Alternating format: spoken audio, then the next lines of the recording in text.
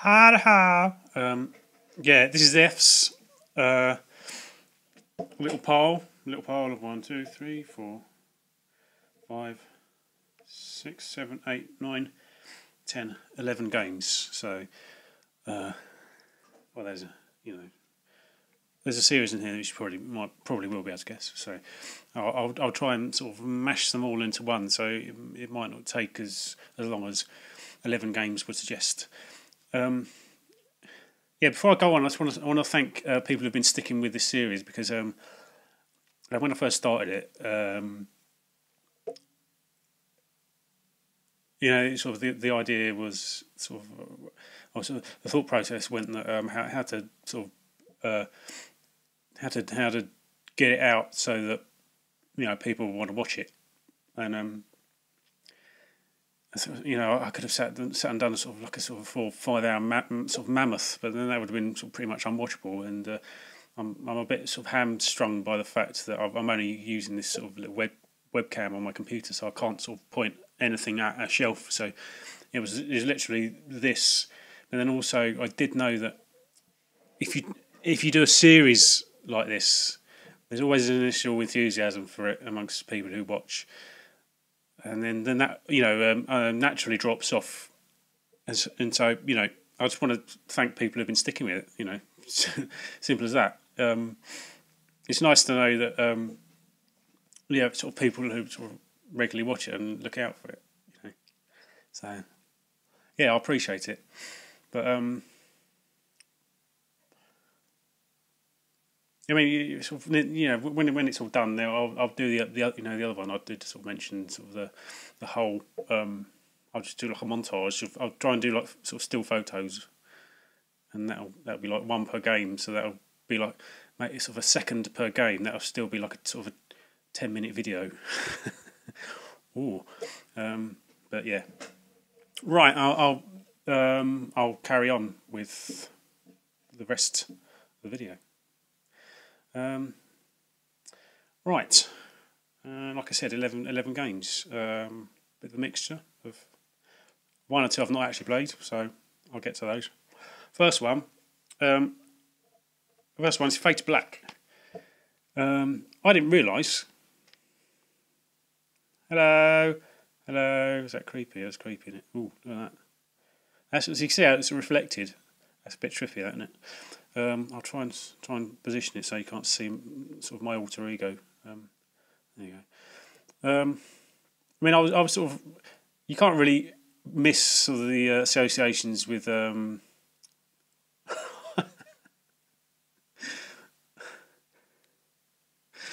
did this before.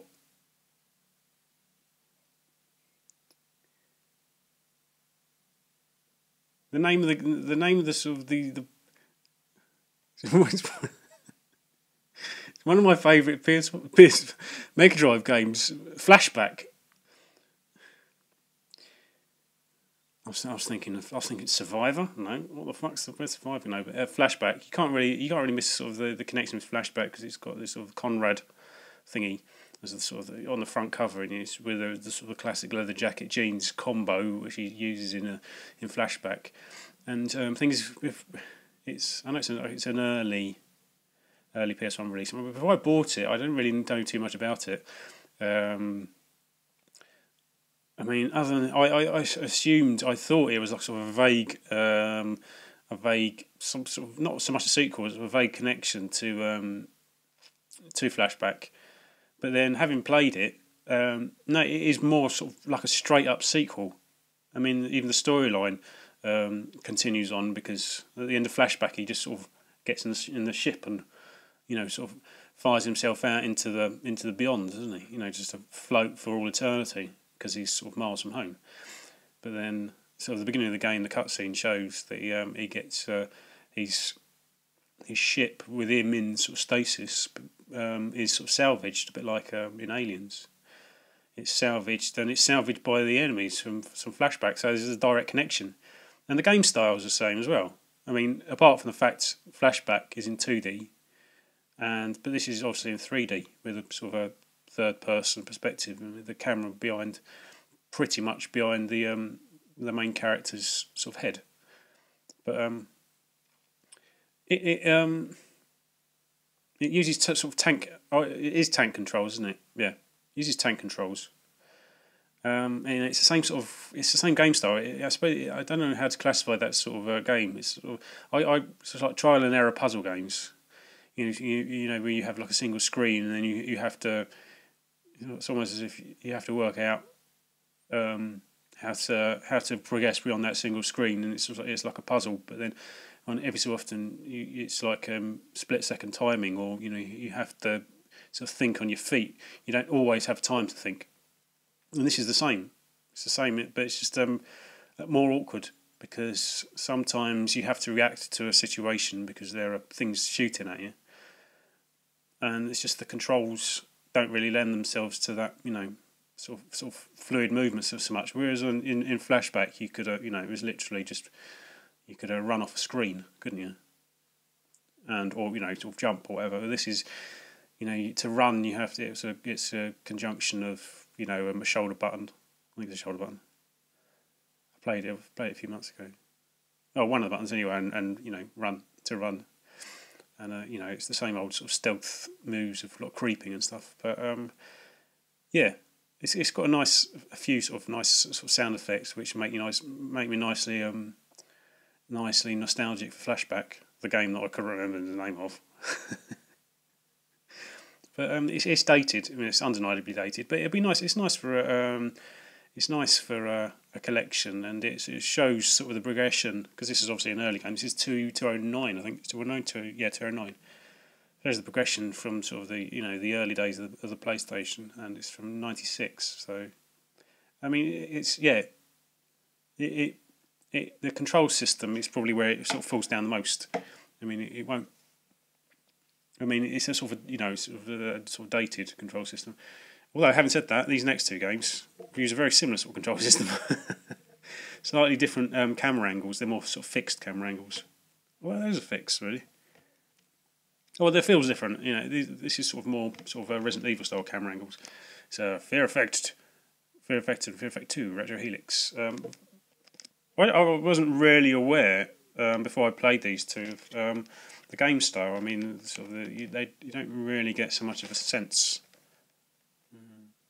of just watching gameplay videos, but once you play them, you realise that they're not too dissimilar from Fade to Black, or that sort of trial and error style puzzle game. Really, I mean, these are really, really worthwhile. So obviously, sort of look slightly dated now. No, they do look dated, but it's more than slightly. But particularly the first one with these sort of really angular sort of character models and things like that. Like really sort of warped facial features and stuff. But very similar game styles with that same sort of trial and error. It's infinite continues, and you basically have to sort of think your way through a particular situation. The sort of menu system is a bit awkward to begin with, but then that takes, and the menu system is sort of the same for the second game, so it just takes sort of about 5 minutes to get used to it.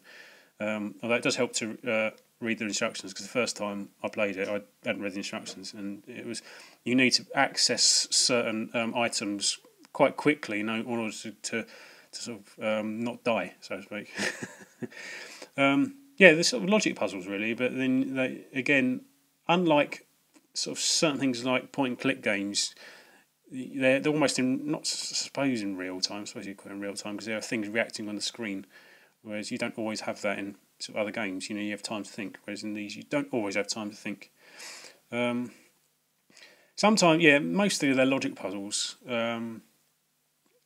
but every so often it just boils down to shooting stuff, which is slightly disappointing when it comes to that. But you think, how can I use all the tools that I've got to get through a situation? And there's like stealth, or you can sort of find your way around a situation, and how can I stealth it, or can I stealth kill this guy? And sometimes that's the only option is to sort of spray them full of bullets. But it's a cyberpunk setting, so the setting's really nice. It's sort of It's it's like sort of comic book style 3D graphics. I mean, almost like an early cell shading, I suppose, with a comic as a cyberpunk style setting. I really enjoy them actually. Again, but although similar to Fade to Black, it's the same sort of tank controls. You know, the sort of push forward and and no, like you sort of rotate left and right to rotate and sort of forward to go forward. Yeah. So tank controls have sort of had their day really, haven't they? But still, it's a nice. They're quite actually, if I'm honest, they're quite addictive. I mean, I think the slight downside is that sometimes it's not, like I said, it's not always obvious what you're supposed to do, but also you can't always see the, I don't know what you call it, on hit detection.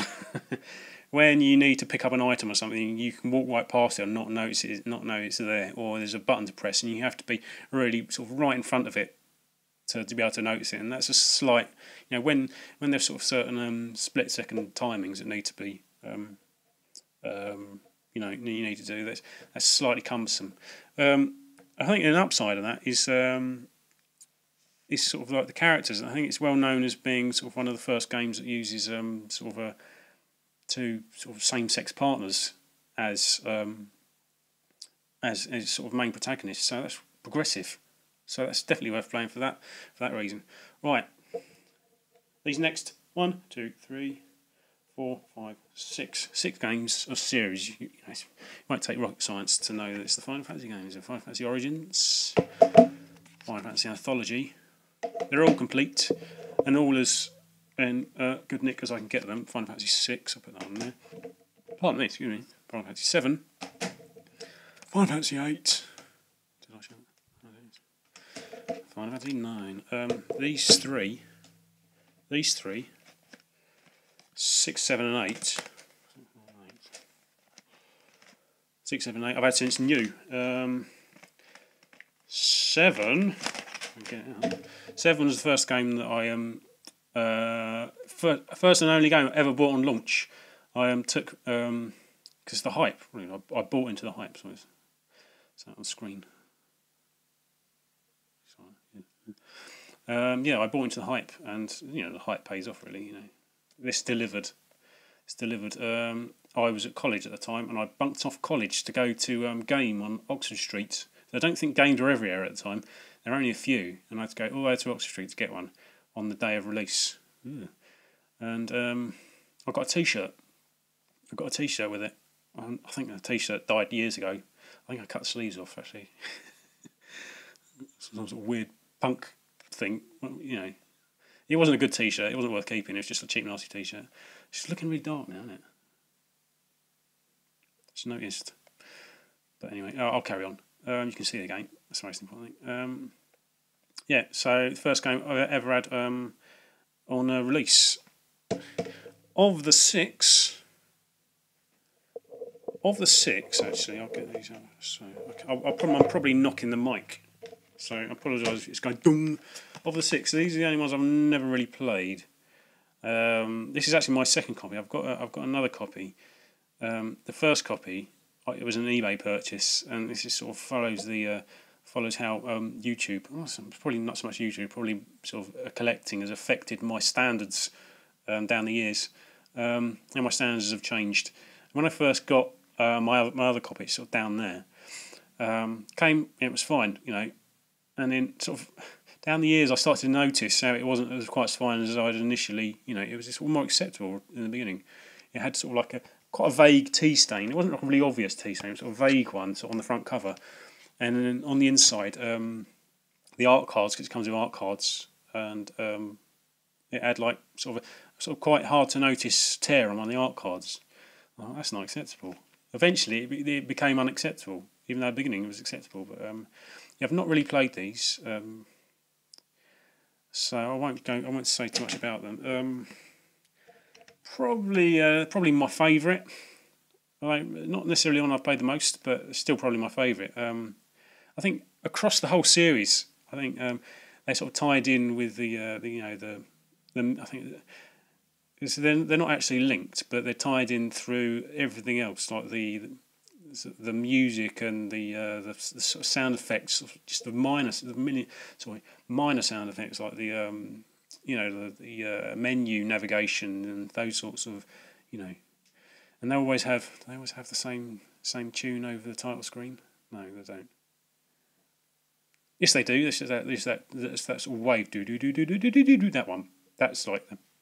But music, yeah, you can always tell a Final Fantasy tune. I suppose it's always slightly melancholy, which I really like. I mean, they are really. I think that's part of the charm. There's sort of a certain melancholy to the whole series, which is really sort of distinct in its sort of Final Fantasy. And you get it in certain sort of out of the way locations in the games that you visit. In the places that you visit in the games. The same sort of melancholy feel, and it helps. It's a really distinct atmosphere. I suppose it's to do with the sort of key the music's in. But who's it by? It's by Nobuo Uematsu, I think, is it? Nobuo Uematsu. But number 7, probably my favourite. It's the most dated, but I like the sort of the characters and the character models. This is probably a close favourite. This is the one I played the most. I actually had a bit of a nightmare yesterday, because I was just sort of looking through my my memory cards, and I knew I had a game save of this, but the only one that I had found 2 game saves. They said 5 hours. I thought, shit, have I wiped my game save? I was thinking, I'm well into the game. It's 5 hours, so I had to boot the game up to see at what point I was, and no, it's fine. I think it's because the game clock only counts up to 99 hours, and I'd gone to about 105, so it only said 05. But yeah, I'm well into it. I've got sort of so far. I'm only on the 3rd disc. Weirdly, I thought I was on the 4th disc, but no, I'm on the 3rd disc. According to the Four-Armed Man, I've got an A rank for treasure. Still haven't got all the treasure.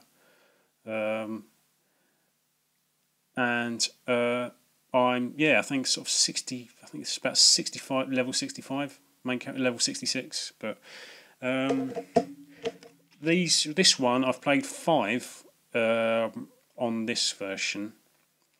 Played through 5 on this version. I've played through majority of 4 on the PSP version. 4, I think I actually gave that up when I looked on an HC Bailey playthrough and realised how much I'd missed. It took the wind out of my sails for the PSP version. And yeah, number 5 uses the job system, and which I really like. 8's probably my least favourite. Probably going from 7 to 8. And there's obviously a sort of an obvious sort of change in direction. They've tried to make the characters more lifelike and less stylized, and for some reason I think it loses some of the character. I didn't really like the sort of. No, and I did. I mean, when I say I didn't really like it, it's purely by comparison. I'm not talking about sort of bloody shit generally. No, I love the game, but it's purely. This would be sort of a 9 out of 10, where 7 and 9 would be 10 out of 10. That's what I'm talking about. But just like sort of the drawing system, and I didn't like the characters so much. The slightly more realistic looking characters, but still, it's still a brilliant game. And this one I got an HMV. I've played through this twice. I always play through them once without any help, and then. With no guides or anything, and then it's only after you've got a certain way, probably nearly finishing the game, or sort of have a quick sneaky peek at a guide and realise how much I've missed. And like I did with 4 on the PSP and sort of 5 actually, it takes the wind out of my sails. First time I played this game, quite a tough one actually. I think I found this quite tough. I seem to remember certain sections found really difficult to get through because I didn't. Always have. There was lots of battles, lots of boss battles, and didn't always have sort of places to replenish magic and stuff. Not so many Moogles. You always look for a Moogle, don't you? Quite difficult, but the first time I played through this, I recruited all the main characters. And I don't know what happened to that playthrough actually, but for some reason I played it again, and I couldn't work out how to recruit the Moogle. There's a Moogle character that you recruit, and it's just I went to the place and I saw him, but for some reason he wouldn't join me. But right, I was thinking actually that I had a bit of when I played through 9. I'm still playing through it actually. I'm only on disc 9. Disc 9, disc 3. I had a bit of an epiphany playing this. So I'd never really had playing other RPGs generally, other Final Fantasy games. I think this was the first one where I took all the side quests seriously. I mean, because there's so much to do, and again, that's part of the appeal. You can do them however you like. You can do side quests. You can't. You can take time out from the main storyline to do side quests. But I thought in this, I'd never in 7 or 8, I'd never done the chocobo breeding. In this one, I thought I was going to do all of them. I think there's the rare monster quest or the rare animal quests. So I'm sort of missed. I think and there's a few others. I think I missed opportunities in, but I thought, as far as sort of all the others, I'm going to try and do them. And Chocobo Hide and Seek. Had an epiphany playing Chocobo Hide and Seek.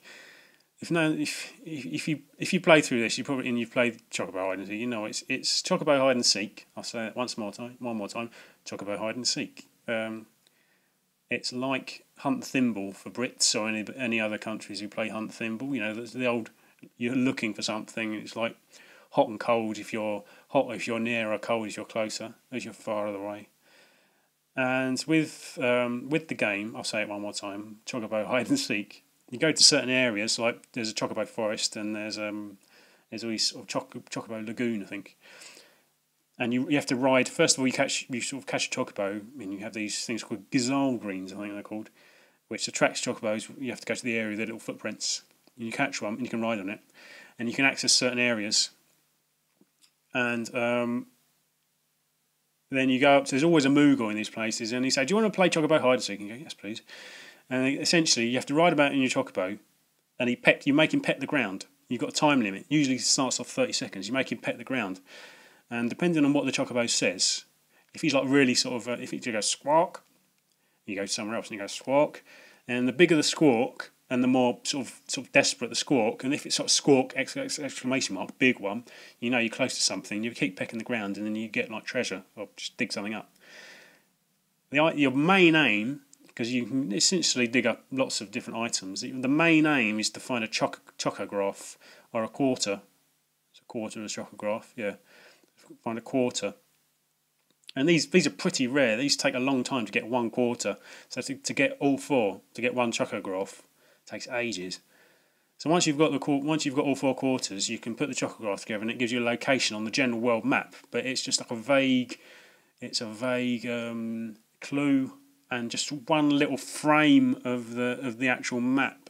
And you have to sort of work out where it is by sort of the land mass, land formations.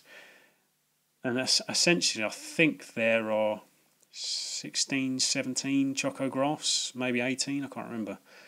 So there's like 18 locations on the map. So each chocograph is sort of in 4 pieces. So if there's 16, so what's that?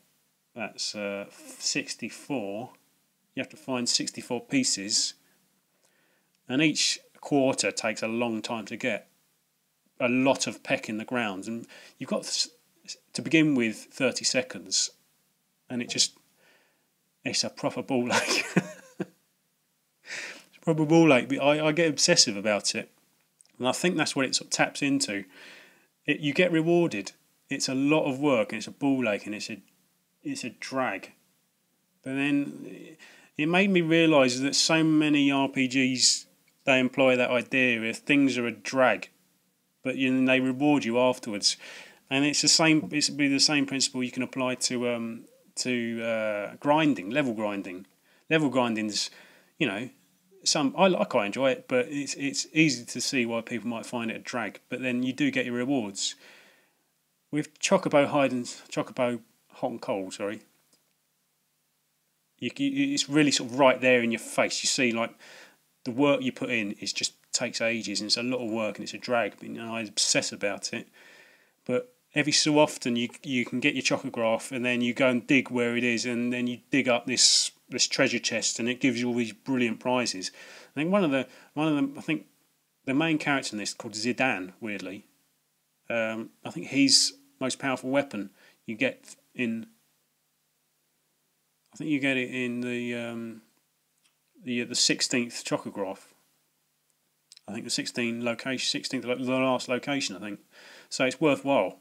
Yeah, but it's a lot of work. But once you've done, because your thing is your chocobos will evolve, and they start off as the basic yellow one, and they go to, I think it's blue, and I think the last one's black or gold, and the last one can literally go anywhere, because the first one can only go on landmass, and the second one can go through lagoons, not through the sea, and then there's another one that can fly, and they can land in certain places. And so it's a lot of work, but in the end, when you've done all of them, it's just taking a long time to explain it. I keep spitting on the screen. When you've done all of them, you've got all the evolutions of the chocobos. You can gain access to Chocobo Paradise, which made me think. I looked at it again, and you think, all that work, it's like work through your life. Is it some sort of weird almost sort of like a communist parable about hard work, and you get, no, not communist, about sort of hard work.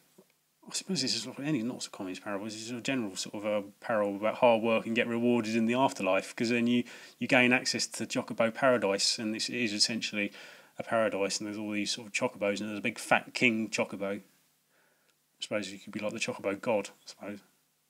But yeah, it just made me think about things like grinding in general, because often games get criticised about grinding and how much of a drag it is, but then I think it wouldn't be too difficult just to tweak it during the development process, so that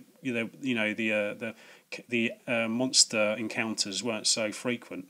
And in a lot of games, you can get items and abilities which mean that the monster encounters aren't so frequent anyway. So it's obviously there's a conscious thought process going through about these sorts of things. It's sort of like a test, and sort of something you can grind through. It's to test your persistence. I think they're conscious. That's the point. It's things like this. They test you, don't they? But what else was I going to say about this? I can't remember. But yeah, like I said, I had an epiphany in that. What more can I say about them? Well, they're Final Fantasy games. I've banged on. That's my theory. It's like a theory, I suppose. I've banged on enough about them. So it's blimey, half an hour. These last two won't take long, especially this one, because I've not played it. It's called Fluids. I know I've definitely forgotten things I wanted to say about the Final Fantasy games. Favourites, I'll just say again, favourites, 7 and 9, 6, 8, sort of not so much a favourite, but it's not that I dislike it. And I do like 4, sorry, 4, shit, sorry, 5, not 5, and 4. I like them all, Fluid, not played it. It's a music generating game with graphics of dolphins. Dolphins, not played it, so I won't bang on about this. Finally, Front Mission 3. This is one I've actually been playing at the moment. It's by Squaresoft, pre-union with Square Enix, or Enix, to form Square Enix. Yeah, it's like a mech strategy RPG, and I really like it. This has been played through.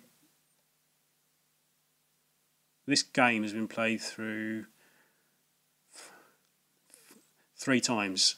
Once by me, sort of half-arsedly, and 2 by my mates. They both got really addicted to it. Neither of them particularly into strategy RPGs, but they're both properly bought into this game when I was at university. Yeah, it's a strategy RPG using mechs, it's a real world setting, which is quite unique. It's set in the real world, but obviously in the future, where boundaries have broken down and countries have formed alliances and new countries have formed, and sort of countries it feels like they're based around sort of corporations. I think you're like a character, and you work for this company who make wanzers. They're called wanzers. That's the name for it's the brand name for their mechs, their fighting mechs, and you have to supply them to to the Japanese Defence Force called the JDF. But then you don't realise that the JDF are a bit fishy. It's all like conspiracies and things like this, you know. But it's a really good game. It's a strategy RPG, I suppose, but you don't get that many characters to control, and the strategy sort of comes in how you arm your wanzers, and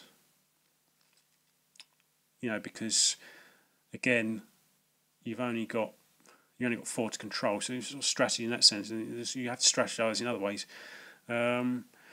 It's really good fun. I really like the combat because it's proper. It's a bit of a grind, and the weapons feel like they're sort of really sort of making a hit, because you have weapons in both arms. Because there's like sort of projectiles, there's projectile weapons, and there's sort of melee combat, and it's you can destroy the sort of limbs of. You can destroy pieces of your enemies. So if they destroy an arm, you can take out one of their weapons. And so your main aim is to take out the body, which means sort of like that Wanzer is dead. There's just a lot to it, and then there's a sort of an information system where it's like a sort of fake in-game internet, which is really in depth. I mean, to begin with, it's a bit sort of bloody hell, what's all this stuff? Just lots of information, but you realise what you need and what you don't need. The rest of the game's basically dialogue boxes and menus, which I've said in the past, sort of always it feels like they're missing something, but it's just a minor criticism. When I say I'm missing something, it's just minor, really. It won't stop me really enjoying the game. There's just a lot to enjoy about this game. I mean, it looks a bit pixely now, but it's still got that sort of almost like timeless timeless approach, really timeless technology that they seem to do really well in like anime and manga. It's like they design future technology and it doesn't date. They do that so well. You can watch anime from years ago, from like 20 years ago, and the technology looks almost as space age then as it does now, and it doesn't age, and this is the same really. It's just really enjoyable. I've really been enjoying it. It's a bit of a grind. Combat takes quite a long time, so you do have to be quite careful about your movements, because it's easy. You can't really get them isolated. I mean, there's sort of some wanzers can move faster than others, so you can get your characters isolated, and but there's different sorts of weapons, like long range weapons, sort of short range projectile weapons, and melee combat and stuff like that. It's really varied, and I was playing it last night. Actually, it was quite I quite liked. I was winning, and one of my enemies ejected because you had pilots. Because pilots. You can damage the pilots, injure the pilots as well, and this pilot ejected, and so he was sat next to his Wanzer, and I took out his Wanzer, his mech, and he was on the ground, he was still alive, and he was firing at me. I'm in this big giant robot with this huge gun and this big power fist thing, and this tiny little dude firing a little small arms fire at me. He's going. I was thinking, I respect that little bastard, that plucky little dude. I've got to respect his bravery. In the end, I just had to sort of obliterate him with this huge sort of assault cannon thing, or this huge sort of mech-sized shotgun. But it was good fun. But also, in reality, the reality of it would be quite gruesome. I can imagine there wouldn't be much left of him afterwards. But that's Front Mission 3. Can I pick these up in a little pile? won't be in order.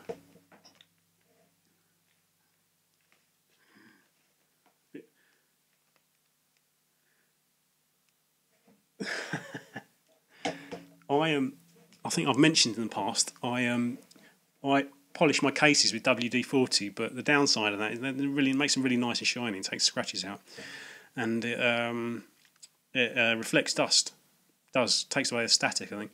But the downside of that is when you pile them up like that, they're properly slippery, and like, you can see there's no friction between the cases, and so they're more slippery than they would be otherwise. But I thought I was going to take a bit. I thought that might have been a bit quicker than that, but obviously my theorising about grinding and side quests and RPGs took a bit longer than I thought it was going to do. But yeah, that's the Fs. Look out for the Gs. Thanks for watching, and see you next time. Adios, muchachos.